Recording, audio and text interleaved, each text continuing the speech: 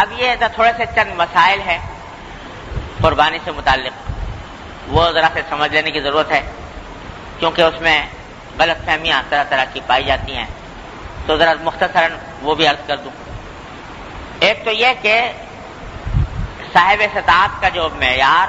شریعت میں مقرر کیا گیا ہے وہ یہ کہ وہ شخص، ہر وہ شخص جس کی ملکیت میں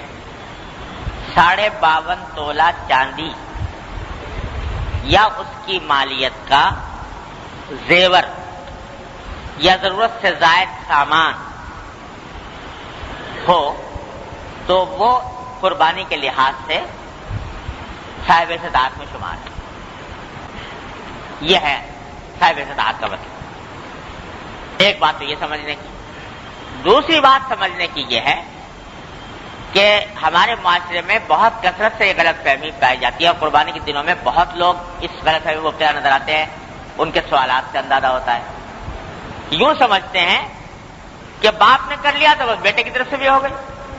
اور شوہر نے کر لی تو بیوی کی طرف سے بھی ہو گئی۔ یہ بڑی زبردست غلطی ہے، غلط فہمی ہے۔ دیکھو، جس طرح باپ کے نماز پڑھنے سے بیٹے کی نماز ادا نہیں ہوتی، یا ہوتی ہے کہ بس باپ پڑھ لے تو بس بیٹے کی چھٹی، یا شوہر کی نماز پڑھ لینے سے بیوی کی نماز ادا نہیں ہوتی،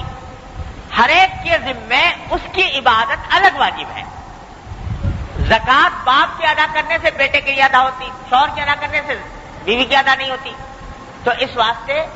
یہ قربانی کی عبادت بھی ایسی ہے کہ ہر ایک انسان پر اپنی الگ الگ فرض ہے۔ اگر شوہر بھی صاحب استطاعت ہے اور بیوی بھی صاحب استطاعت ہے تو شوہر پر الگ واجب ہوگی اور بیوی پر الگ ہوگی۔ باپ بھی صاحب استطاعت ہے اور بالغ بیٹا بھی صاحب استطاعت ہے، تو یعنی اس کی ملکیت میں بھی اتنا ہے تو اس پر بھی الگ ہوگی، اس پر بھی الگ ہوگی، ایک سے دوسرے کی ادا نہیں ہوگی۔ آج ایک صاحب ٹیلی فون پہ پوچھ رہے تھے کہ صاحب وہ ہم تو میاں بیوی کا اپنا آپس میں مشترک کھاتا ہے، تو لہذا ہم ایک قربانی کر لیں، دونوں کی طرف سے ادا ہو جائے گی کہ نہیں ہو جائے گی؟ تو یہ بالکل غلط خیال ہے۔ ہر ایک اپنی فرائض کا خود ذمہ دار ہے، وہ باپ ہو یا بیٹا ہو، شوہر ہو یا بیوی ہو، ہر ایک کو اپنی ادا کرنی ہے۔ ایک دوسری غلط فہمی یہ بعض لوگوں میں پھیلا دی گئی ہے کہ ارے بھائی قربانی تو کیا کریں، قربانی کی برابر رقم کا صدقہ کرنے تو زیادہ اچھا، غریب کو فائدہ ہو جائے گا۔ بعض لوگ یہ کہتے ہیں کہ صدقہ کر دو،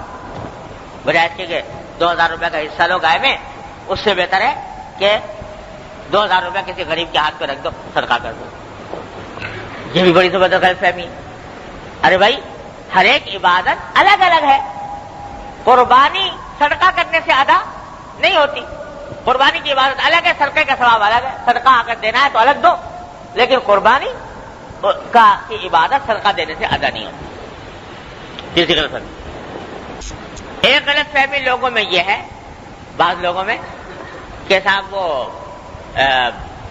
قربانی جو ہے وہ جب تک کسی بڑے کی طرف سے نہ کی جائے تو چھوٹا نہیں کر سکتا۔ بہت لوگ یہ سمجھتے ہیں، ایک صاحب ملے تو وہ کہنے لگے جی میں ساری عمر ایسا کرتا رہا تو حضور اقدس صلی اللہ علیہ وسلم کی طرف سے قربانی کرتا رہا، اپنی کی نہیں، حضور اقدس صلی اللہ علیہ وسلم کی طرف سے قربانی کرتا رہا اور اپنی کی۔ ایک صاحب ایسے ملے کہ جو کہتے ہیں کہ میں اپنے والد کی طرف سے کرتا ہوں، خود نہیں کرتا۔ ارے بھائی پہلا تو کام یہ ہے کہ آدمی کے ذمے قربانی واجب ہے، اپنی طرف سے وہ واجب ادا کرے۔ دوسرے کی طرف سے قربانی کرنا ایصال ثواب کی خاطر، خواہ حضور اقدس صلی اللہ علیہ وسلم کی طرف سے ہو یا اپنے والدین یا کسی عزیز کی طرف سے ہو، یہ انسان کے ذمے کوئی ضروری نہیں ہے، واجب نہیں ہے۔ کوئی کرے ثواب ہے، نہ کرے تو کوئی گناہ نہیں، لیکن اپنی قربانی کرنا واجب ہے اور اس کے نہ کرنے میں گناہ ہے۔ لہذا پہلا کام تو یہ ہے کہ اپنی طرف سے جو اپنا جو واجب ہے وہ ادا کرو، اس کے بعد اگر کوئی کسی کا دل چاہتا ہے اور استطاعت ہے تو ٹھیک ہے، حضور اقدس صلی اللہ علیہ وسلم کی طرف سے کرے یا کسی والدین کی طرف سے کرے، کسی کی طرف سے کر سکتا ہے۔ یہ بات بالکل واضح ہو جانی چاہیے۔ آخری بات یہ ہے کہ بعض لوگ دوسروں کی طرف سے کرتے ہیں، تو اس میں شریعت کی طرف سے کوئی پابندی نہیں ہے کہ بھئی ضرور حضور اقدس صلی اللہ علیہ وسلم کی طرف سے کرو یا ضرور فلاں والدین کی طرف سے کرو، بلکہ یہ بھی اصل میں جو دوسروں کی طرف سے کی جاتی ہے نفلی قربانی، حقیقت میں وہ اپنی ہی قربانی ہوتی ہے نفلی، البتہ ایصال ثواب دوسرے کو ہو جاتا ہے۔ تو آدمی اگر چاہے تو ایک ہی چاہے بکری میں ایک بکرا کیا تو بکرا تو اپنی طرف سے ہوگا نفلی، ایصال ثواب اس کا جتنے چاہے آدمیوں کو کر دو، 10 کو کر دو، 20 کو کر دو، 50 کو کر دو، 100 کو کر دو، ایصال ثواب اپنے سارے اعزاء اقربا کو کر دو، پوری امت کو کر دو۔ حضور اقدس صلی اللہ علیہ وسلم نے ایک بکرا قربان فرمایا، دو مینڈے قربان فرمایا، ایک فرمایا کہ یہ ایک میری طرف سے ہے اور ایک میری امت کے ان لوگوں کی طرف سے ہے جنہوں نے قربانی نہیں کی، ان کی طرف سے قربانی ساری امت کے لوگ حضور اقدس صلی اللہ علیہ وسلم کر گئے، ساری امت کی طرف سے۔ تو یہ بھی کلام ہوا ہے کہ بھائی جب کوئی شخص کسی کو ثواب پہنچائے قربانی کر کے تو کیا بٹ کے ملے گا یا پورا پورا ملے گا؟ بعض کہتے ہیں بھائی بٹ کے ملنا چاہیے اس واسطے کہ ایک عبادت ہے تو سب کو اس کا حصہ ملے گا، لیکن ہمارے بزرگوں کا مذاق یہ ہے کہ اللہ تعالیٰ کی رحمت سے امید یہ ہے کہ انشاءاللہ بٹنے وٹنے کا نہیں، سب کو پورا پورا ہی ملے گا، اس واسطے کہ حضور اقدس صلی اللہ علیہ وسلم جب ایک مینڈا قربان فرمایا پوری امت کے لوگوں کی طرف سے، اگر اس میں بٹوارا شروع ہو گیا تو ایک بال کا کوئی 10واں حصہ بھی ایک آدمی کے بانٹے میں نہیں آئے گا، تو اس واسطے اللہ تعالیٰ کی رحمت سے بعید ہے کہ وہ اس قسم کا بٹوارا فرمائے، ہر ایک کو انشاءاللہ کامل ملے گا۔ اس واسطے ایک اگر قربانی کی ہے نفلی تو اس میں جتنے بھی چاہے لوگوں کو ایصال ثواب کر سکتے ہیں نفلی میں۔ فریضہ جو ہے اپنا ذمہ جو واجب ہے وہ اپنی طرف سے واجب ادا کرنا چاہیے، اس میں پھر کسی کا شرکت نہیں۔